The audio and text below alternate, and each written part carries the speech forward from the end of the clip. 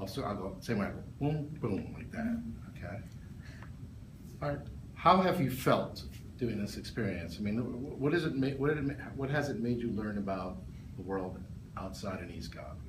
Well, first of all, it made me feel really good and helpful to be able to aid these people in learning how their students were performing, because that's what these parent conferences were. We were discussing students' performances in their classes, in their academic classes at school, and to be able to help tell them like what they can do to help their students learn better.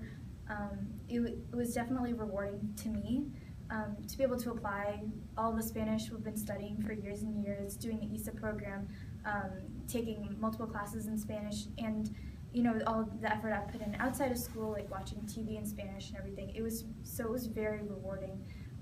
Personally, for me, to see how basically it was kind of a culmination of my high school career in Spanish, getting to see it be applied in the real world and help people.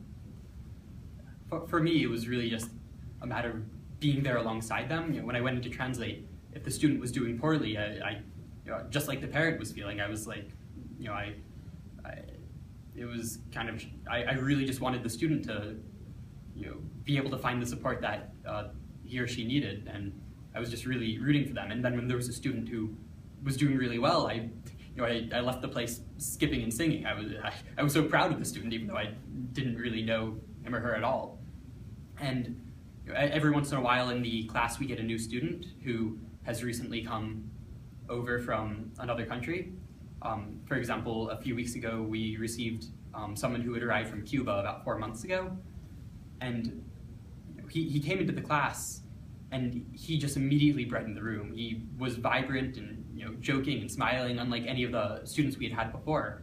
And it just really filled my heart with a lot of joy, until after class I found out that he had just a nasty experience of fleeing from Cuba to get to the United States. He had to go down into South America, up through Central America, and apparently just horrible things happened.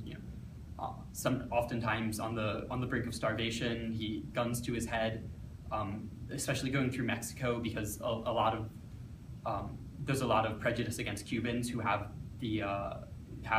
refugee status in the United States, unlike most Latin Americans. So there's a lot of prejudice against them, and especially Mexico. So he just really had a hard time coming over, and he spent almost the full 4 months between arriving in the country and attending class recovering emotionally.